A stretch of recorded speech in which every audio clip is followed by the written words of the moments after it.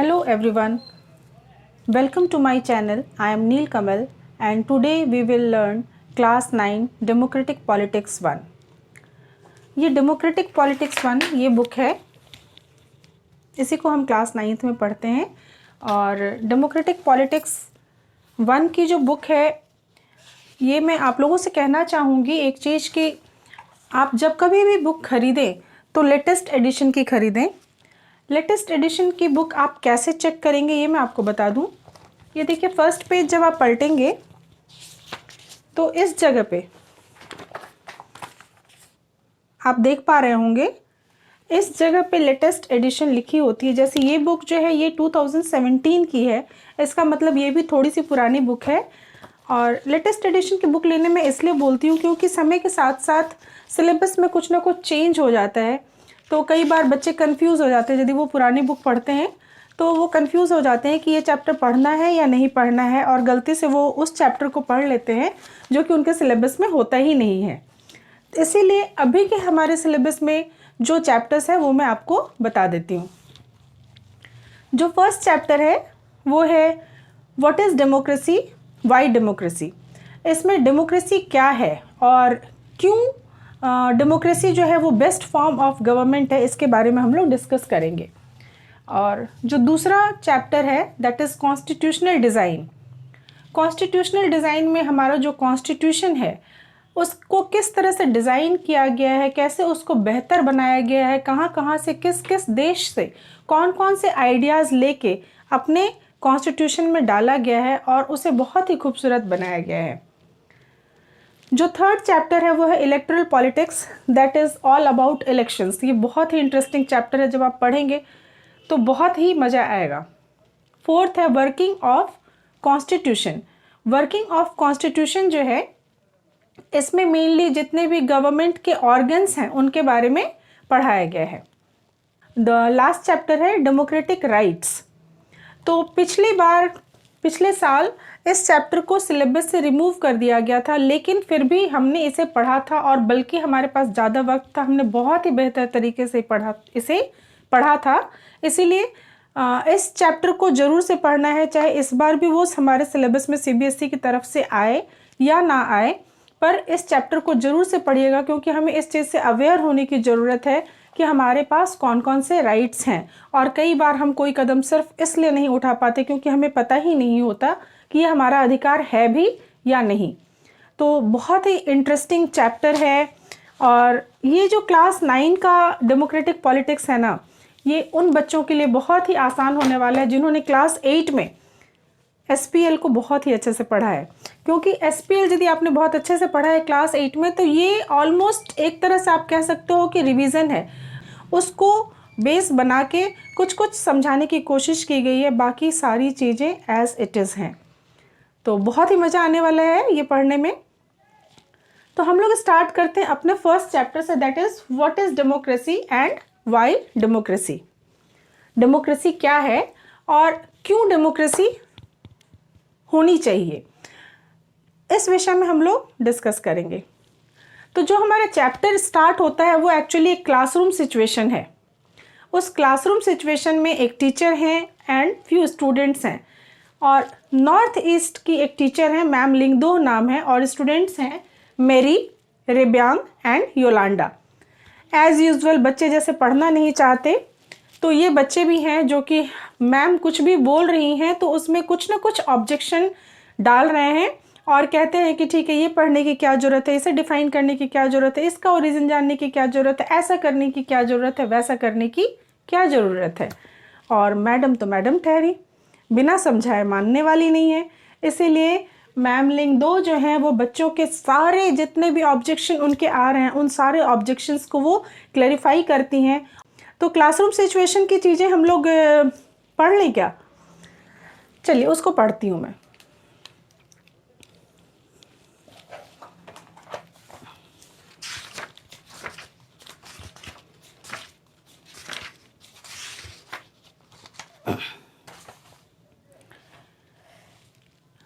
एक सवाल पैदा होता है कि Y define democracy.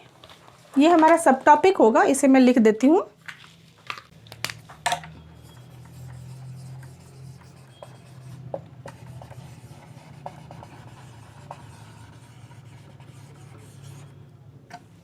Y define democracy, democracy को डिफाइन करने की क्या ज़रूरत है।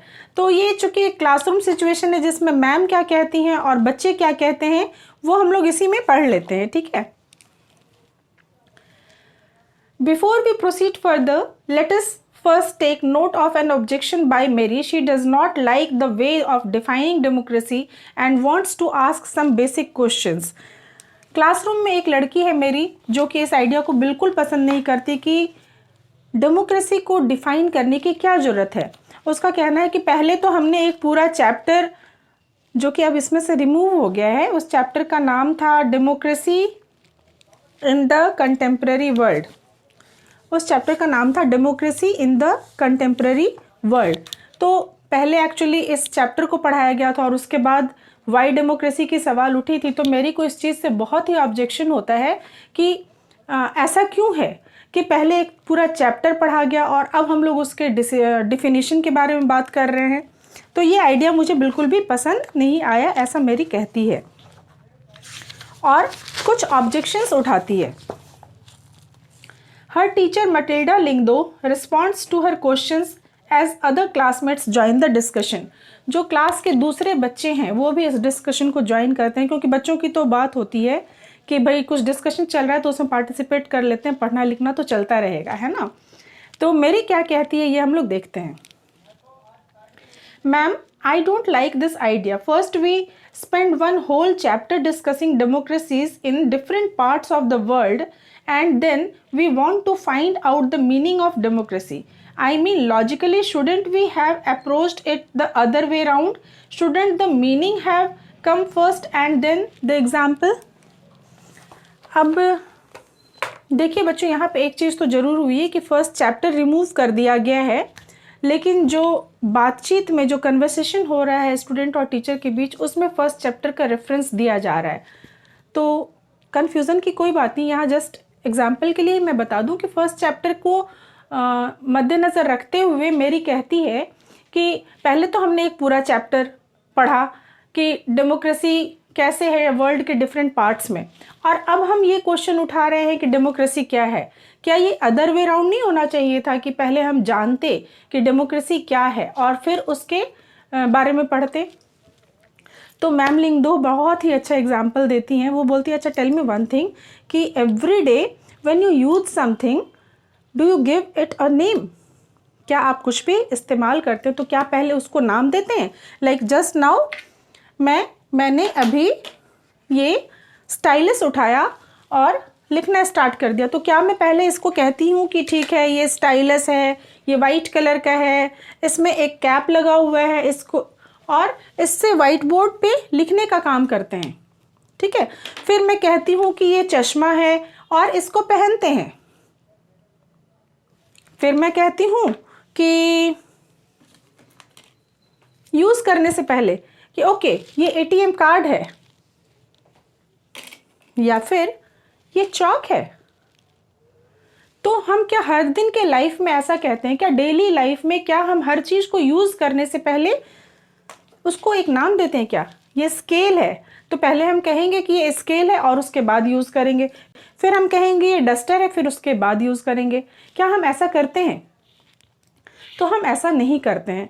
तो मेरी का जो ये ऑब्जेक्शन था वो बिल्कुल सिरे से खारिज हो गया कि हम ऐसा नहीं कर सकते। हम इस तरीके से जो करते हैं यही तरीका सही है, ठीक है। इसके बाद देखते हैं दूसरा ऑब्जेक्शन क्या लगाते हैं बच्चे।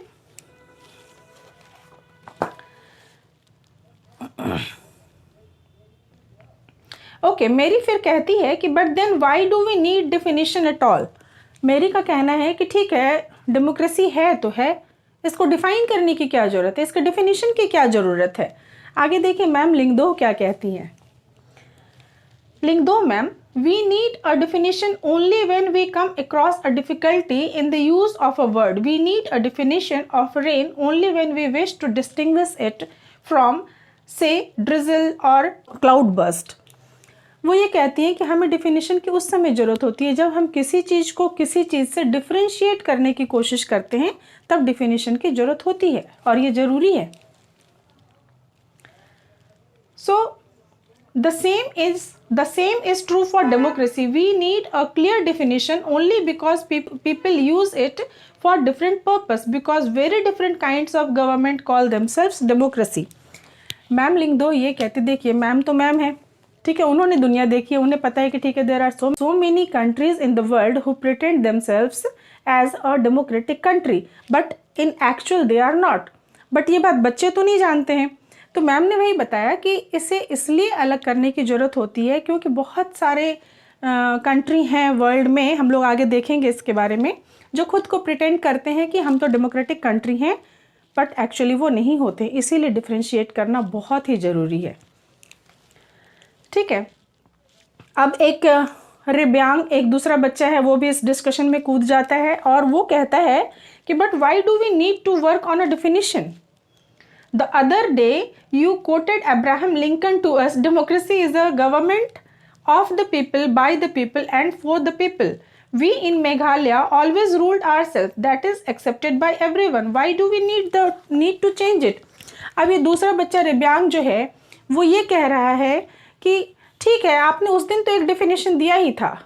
अब्राहम लिंकन जो कि अमेरिका के प्रेसिडेंट थे, उन्होंने डेमोक्रेसी के ऊपर जो ये डेफिनेशन दिया है कि democracy is a form of government for the people, bye the people, of the people. तो ये सेम डेफिनेशन आपने उस दिन तो दिया था, तो आज फिर से डेफिनेशन की कहाँ ज़रूरत पड़ गई? क्या ज़रूरत है डेफिनेशन देने की?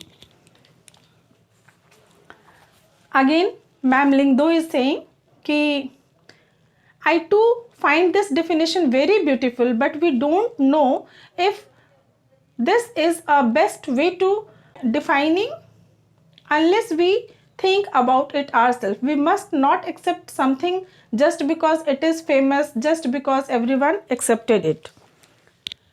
तो मैम लिंगदो ये कहती हैं कि ठीक है, ये अब्राहम लिंकन की परिभाषा है डेमोक्रेसी के ऊपर, पर हमें कोई भी चीज़ सिर्फ इसलिए नहीं स्वीकार कर लेनी चाहिए क्योंकि सभी ने स्वीकार किया हुआ है। तो हमें इसके परिभाषा को समझना ही पड़ेगा, हमें इसके डेफिनेशन को देना ही पड़ेगा। We can not just accept the definition given by Abraham Lincoln. Of course it is best definition on democracy. So Yolanda कहता है ma'am can I suggest something. एक और स्टूडेंट आया, वो कहता है कि ma'am can I suggest something, क्या मैं कुछ सजेस्ट कर सकता हूँ इस बारे में कि we don't need to look for any definition.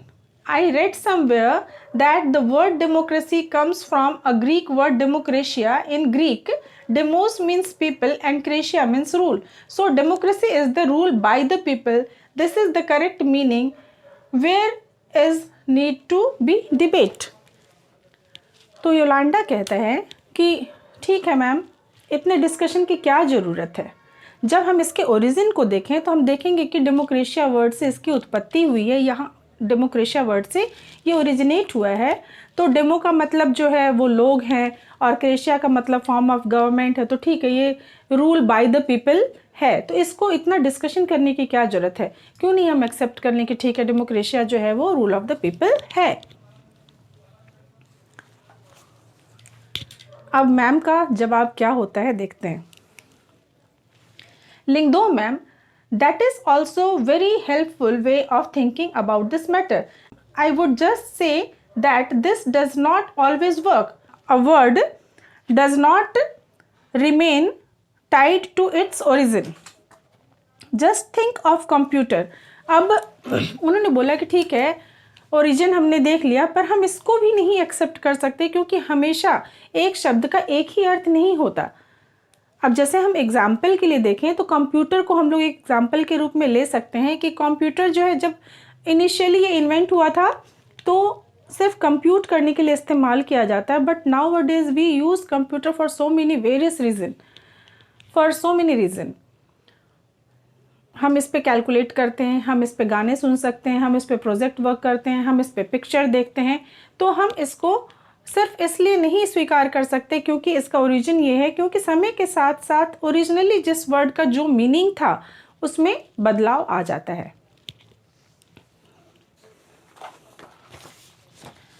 मेरी कहती है ma'am, so basically what you are saying is that there is no shortcut to our thinking about the matter. ourselves, we have to think about its meaning and evolve a definition. लिख दो, you got me right. Let us get on with it now. तो ma'am ने बोला कि अच्छा, मेरी ने कहा कि मैम कोई शॉर्टकट नहीं है क्या, हमें क्या इसका मतलब ढूंढना होगा और एक डेफिनेशन खुद निकालनी होगी। तो मैम ने बोला हाँ बिल्कुल सही कह रहे हो तुम लोग, हमारे पास कोई शॉर्टकट नहीं है, हम प्रॉपरली एक मीनिंग को ढूंढेंगे और तब एक डेफिनेशन निकालेंगे और वो हमारा अपना डेमोक्रेसी का डेफिनेशन होगा। देखिए ये जो चैप्टर है हमारा what is democracy, Y democracy, इसमें हमारे पास सिर्फ और सिर्फ एक काम करना है, इसमें हमें सिर्फ और सिर्फ एक काम करना है और वो एक काम है डेमोक्रेटिक गवर्नमेंट को नॉन डेमोक्रेटिक गवर्नमेंट से डिफ्रेंशिएट करना, यानी डेमोक्रेटिक कंट्री को नॉन डेमोक्रेटिक कंट्री से डिफ्रेंशिएट करना। वो हम कैसे करेंगे? तो हम एक सिंपल सा डेफिनेशन ले लेते हैं कि democracy is a form of government in which rulers are elected by the people. तो ये डेफिनेशन जो है ये हमें हेल्प करता है कि किस तरह से हम डिफ्रेंशिएट करें डेमोक्रेटिक कंट्री को और नॉन डेमोक्रेटिक कंट्री को, क्योंकि जैसा कि मैंने पहले भी बोला कि वर्ल्ड में बहुत सारी कंट्रीज़ ऐसे हैं जो कि ये प्रिटेंड करते हैं कि वो डेमोक्रेटिक हैं बट एक्चुअली में वो डेमोक्रेटिक नहीं है। तो वो कौन कौन से क्राइटेरिया हैं जिसके बेसिस पे हम तय करते हैं कि कौन सी कंट्री डेमोक्रेटिक है और कौन सी कंट्री डेमोक्रेटिक नहीं है। तो सबसे पहले हम लोग एक देख लेते हैं कि कौन कौन से फॉर्म ऑफ गवर्नमेंट इस चैप्टर में हम लोग डिस्कस करने जा रहे हैं। देखिए म्यांमार का है जहाँ पे आर्मी रूल है। जब चिले हम इस चैप्टर में नहीं डिस्कस कर रहे हैं, ये प्रीवियस चैप्टर का है, पिनोशे। फिर नेपाल एंड सऊदी अरेबिया में जिस समय की ये बात हो रही है उस समय मोनार्की। देखिए कई बार इसमें एक 1 मार्क के क्वेश्चन में आ जाता है कि नेपाल में कौन सा फॉर्म ऑफ गवर्नमेंट है और बच्चे तय नहीं कर पाते कि क्या लिखें, क्योंकि ये जबकि बुक लिखी हुई है उस समय इसमें मोनार्की कहा गया है, बाद में यहाँ पे डेमोक्रेसी हो गई और अभी फ़िलहाल कम्युनिस्ट गवर्नमेंट है। तो मेरे ख्याल से जिस समय की बात पूछी जाती है उस समय का आपको आंसर करना होता है इसमें। फिर नेपाल और सऊदी अरेबिया में मोनार्की है, पाकिस्तान में मिलिट्री रूल है और चाइना में कम्युनिस्ट गवर्नमेंट है, मेक्सिको में PRI है जो कि 1 पार्टी रूल है, वो भी मैं आपको डिस्कस करूँगी। ये चैप्टर में हम लोग इसी बेसिस पे देखेंगे, ये जो डेफिनेशन मैंने दिया इस बेसिस पे हम लोग डिफरेंशिएट करेंगे, एक सिंपल डेफिनेशन लेंगे। सिंपल डेफिनेशन में हम लोग समझने की कोशिश करेंगे कि ये डेफिनेशन हमें किस तरह से डेमोक्रेसीज़ के फीचर्स बताता है और फिर उस बेसिस पे हम तय करेंगे कि कौन सी कंट्री डेमोक्रेटिक है और कौन सी कंट्री डेमोक्रेटिक नहीं है। So thank you students.